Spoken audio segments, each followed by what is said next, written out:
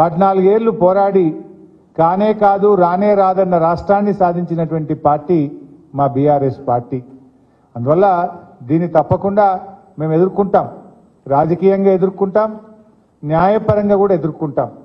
మాకు న్యాయ వ్యవస్థ మీద సంపూర్ణమైన విశ్వాసం ఉంది. దీనిపైన న్యాయవాదులతో సంప్రదించి సుప్రీంకోర్టులో వెంటనే ఈ యొక్క అక్రమ అరెస్ట్ మీద మేము పిటిషన్ వేసి మరి లీగల్గా కూడా మేము ఫైట్ చేయడం జరుగుతుంది. అంటే ముఖ్యంగా మీరు ఇవాళ గమనిస్తే ఈరోజు సుప్రీంకోర్టులో కేసు వచ్చింది.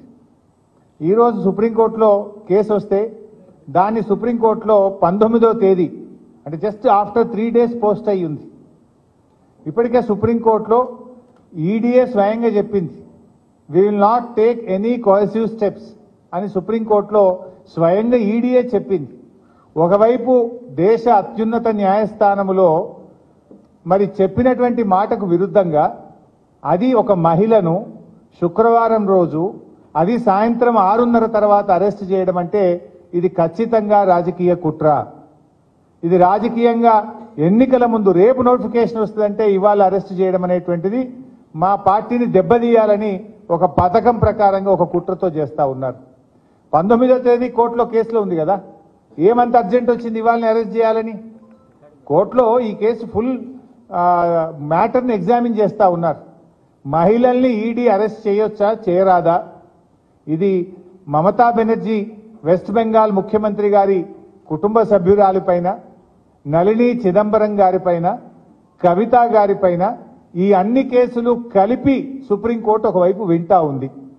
సుప్రీంకోర్టులో దీని మీద ఒకవైపు విచారణ జరుగుతూ ఉంటే, సుప్రీంకోర్టు దేశ అత్యున్నత న్యాయస్థానం దీన్ని విచారిస్తూ ఉంటే 3 రోజుల తర్వాతనే 19వ తేదీ సుప్రీంకోర్టులో మ్యాటర్ పెండింగ్ లో ఉంటే ఇవాళ ఈ రోజు ఇంత అర్జెంటుగా అరెస్ట్ చేయడం అనేటువంటిది రేపు ఎలక్షన్ నోటిఫికేషన్ వస్తుంది కనుక పార్లమెంట్ ఎన్నికల్లో మమ్మల్ని దెబ్బతీయాలని ఇలా ఒక కుట్రతో చేసినటువంటిది అనేది ఇలా స్పష్టంగా రాష్ట్ర ప్రజలందరికీ కూడా అర్థమవుతా ఉంది. అంటే ఇలా ఒక ఎమర్జెన్సీని మించిన పరిస్థితి, ఒక దౌర్జన్యపూర్వకంగా ఇవాళ కవిత గారి అరెస్ట్ జరిగింది. ఇది గతంలో కూడా జరిగింది, మీరు అందరు చూస్తున్నారు. మా మంత్రులు గంగుల కమలాకర్ గాని ఇతర మంత్రులు, మా పార్లమెంట్ సభ్యులు, మా శాసనసభ్యుల మీద కూడా ఇలాంటి ప్రయత్నాలు జరిగినాయి. అటు ఈడీ కేసులు, ఇటు రాష్ట్ర ప్రభుత్వ అక్రమ కేసులు, ఇలా అనేక రకాల మా పార్టీ నాయకుల మీద కూడా కుట్ర జరిగింది. ఒకవైపు మా ఎమ్మెల్యేలను కొనుగోలు చేసే ప్రయత్నం కూడా ఇదే బీజేపీ నాయకులు చేసిన విషయం కూడా మనందరికీ తెలుసు. అంటే ఇది ఒక రకంగా రాజకీయంగా మా మీద కక్ష సాధింపు చర్యలకు పాల్పడతా ఉన్నారు. ఎందుకంటే ఇదంతా కూడా ఒక కక్షతో చేస్తున్నటువంటిదే తప్ప ఇంకోటేం కాదు.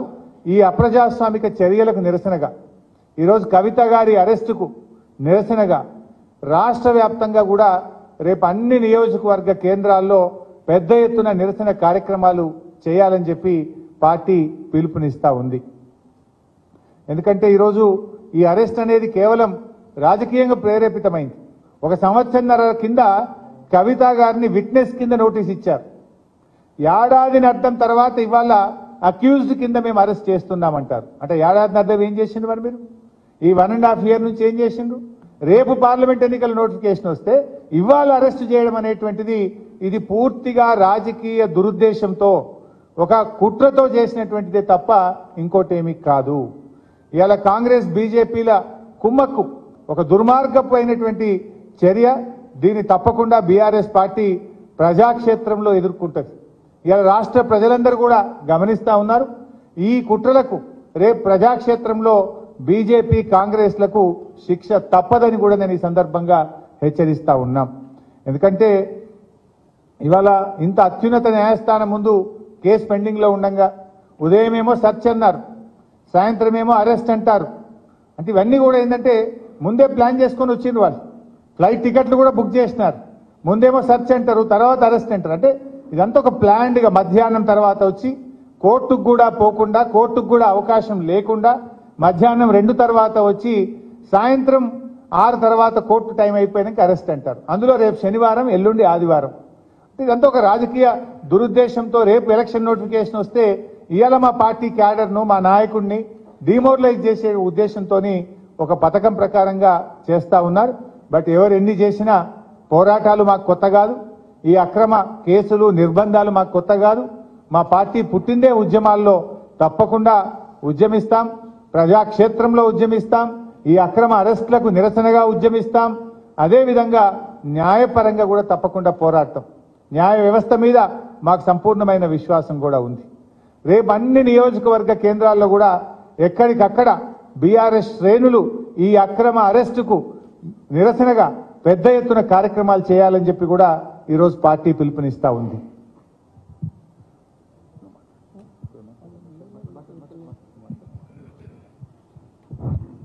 మిత్రులకు నమస్కారం. కవిత గారి అరెస్ట్ను నేను తప్పకుండా రాజకీయ కుట్ర కోణంలోనే చూస్తూ ఉన్నాం. సంవత్సరంన్నర క్రితమే ఎన్నిసార్లు నోటీసులు ఇచ్చినా తను విధిగా హాజరైంది, విచారణ సంస్థలకి పూర్తిగా సహకరించింది, కావలసిన మెటీరియల్ అంతా కూడా ఇచ్చింది. ఏదో సిమ్ కార్డులు ఇవన్నీ మనం మాట్లాడితే కూడా వాళ్ళు అడిగిన సిమ్ కార్డులన్నీ కూడా సబ్మిట్ చేసింది. ఆ రోజే స్పష్టంగా ఈమె నిందితురాలు కాదు అనుకున్నాం, కానీ ఈమె సాక్ష్యానికి ఉపయోగపడుతుంది అని చెప్పి పంపించిన వాళ్ళు సంవత్సరంన్నర తర్వాత ఇవాళ హడావుడిగా అరెస్ట్ చేయడం అని అంటే, మోసపూరితమైన అరెస్ట్ చేయడం అంటే, ఢిల్లీ నుంచి వచ్చేటప్పుడే కవిత గారికి కూడా కావాల్సిన టికెట్లు బుక్ చేసుకొని వచ్చినప్పుడేమో మొదలు సెర్చ్ చేస్తూ ఉన్నాం, ఏదైనా మెటీరియల్ ఉందని చూసిపోతామని చెప్పి, మేము ఇంకొక 20 నిమిషాల్లో వెళ్ళిపోతున్నామని చెప్పి, ఆ తర్వాత మాకు ఉన్నతాధికారుల నుంచి ఆదేశాలు వచ్చినాయి, మేము అరెస్ట్ చేయాల్సిందే అని చెప్పి దౌర్జన్యంగా తీసుకుపోవడం అనేది ఇంత మించిన దుర్మార్గ చర్య లేదు. బీజేపీ కేంద్ర ప్రభుత్వ రాజ్యాంగ సంస్థలన్నింటినీ కూడా తనకు అనుకూలంగా పనిచేయించుకుంటుందని, తన జేబు సంస్థలుగా పనిచేయించుకుంటుందని చెప్పడానికి ఇంత మించిన ఆధారాలు ఎక్కడ లేదు. స్పష్టంగా పిఎంఎల్ఏ యాక్ట్ తెచ్చేటప్పుడు దీని నుంచి మహిళలకు మినహాయింపు ఉండాలి అని చెప్పి దాంట్లో చట్టంలో రూపొందించాలని చెప్పి ఆనాడు చర్చ వచ్చింది. దానికి సంబంధించే ఇవాళ కేసు నడుస్తుంది సుప్రీంకోర్టులో, ఈరోజు వచ్చింది. గతంలో కూడా పర్టికులర్గా కవిత గారి అరెస్టు సంబంధించి మేము ఆ రోజు కోర్టులో కేసు ఇస్తే స్పష్టంగా ఈడీ ఒప్పుకుంది, మేము ఎటువంటి తీవ్రమైన చర్యలు తీసుకోవడం లేదు, విచారణ కొరకు అడిగినాం, అరెస్ట్ అనేది జరగదు అని చెప్పి ఓవరాల్గా ఈడీ ఒప్పుకుంది బెంచ్ ముందట. ఒప్పుకుంటే ఆ రోజు ఆ జడ్జి గారు అరెస్ట్ చేయమని వాళ్ళే చెప్తారు కదా, ఇక మీకు ఎందుకు ఈ పిటిషన్తో ఏముంది అని చెప్పారు. ఇవాళ దాన్ని కూడా తుంగలో తొక్కి, వాళ్ళన్న మాటనే వాళ్ళు తుంగలో తొక్కి ఇవాళ మళ్ళీ వచ్చి అక్రమంగా అరెస్ట్ చేసి తీసుకుపోవడం అనేది బీజేపీ ఈ దేశంలో రాజకీయ ప్రత్యర్థుల్ని లొంగ తీసుకోవడం కొరకు, రాజకీయ ప్రత్యర్థుల్ని దెబ్బతీయడం కొరకు, ఎన్నికల్లో లబ్ధి పొందడం కొరకు మాత్రమే ఇటువంటి అన్ని కూడా చేస్తూ ఉందన్న విషయం మనకు స్పష్టంగా కనబడుతుంది. ఈ 10 ఏళ్లలో వివిధ రాష్ట్రాలలో కూడా వివిధ ప్రతిపక్ష పార్టీలపైన ఏ రకంగా ఇటువంటి అన్ని ఉపయోగిస్తుందో, ప్రతిపక్ష పార్టీల వాళ్ళకు నోటీసులు ఇవ్వడం, వాళ్ళు బీజేపీలో చేరగానే ఆ కేసుల్ని క్లోజ్ చేయడం అనేది ఇప్పటికి 100లు మనం చూసినాం. అదే పద్ధతిలో బీఆర్ఎస్ని లొంగ తీసుకోవాలి, కేసీఆర్ గారిని లొంగ తీసుకోవాలన్న ప్రయత్నాలు చేసిండ్రు. కానీ ఈ దేశంలో కేసీఆర్ గారు ఒక్కరు నిలబడిండు ఎదురు. ఇప్పుడు ఇంకా మిగతా వాళ్ళు కూడా ఎదురు నిలబడ్డ వాళ్ళపైన ఎట్లయితే చేస్తున్నారో దుర్మార్గాలు, దౌర్జన్యాలు, అదే పద్ధతుల్లో ఇవాళ మా పైన కూడా చేసినారు తప్ప కవిత గారు తప్పకుండా నిర్దోషిగా తిరిగి బయటకు వస్తారు, అందులో సందేహం ఏం లేదు. సాక్ష్యాలు లేవు అని చెప్పి, ఎటువంటి సాక్ష్యాలు లేవు, వీరికి వ్యతిరేకంగా ఈమె సాక్ష్యంగా ఉపయోగపడుతుందని చెప్పిన వాళ్ళు ఇవాళ ఈమెనే అక్యూజ్డ్ అని చెప్పి తీసుకుపోవడం అంటే 100% ఇది రాజకీయంగా వాడుకోవడం కొరకు, రాజకీయంగా మమ్మల్ని ఇబ్బంది పెట్టడం కొరకు, వాళ్ళు ప్రయోజనం పొందడం కొరకు చేసిన దుర్మార్గమైన చర్య తప్ప ఇంకోటి కాదు.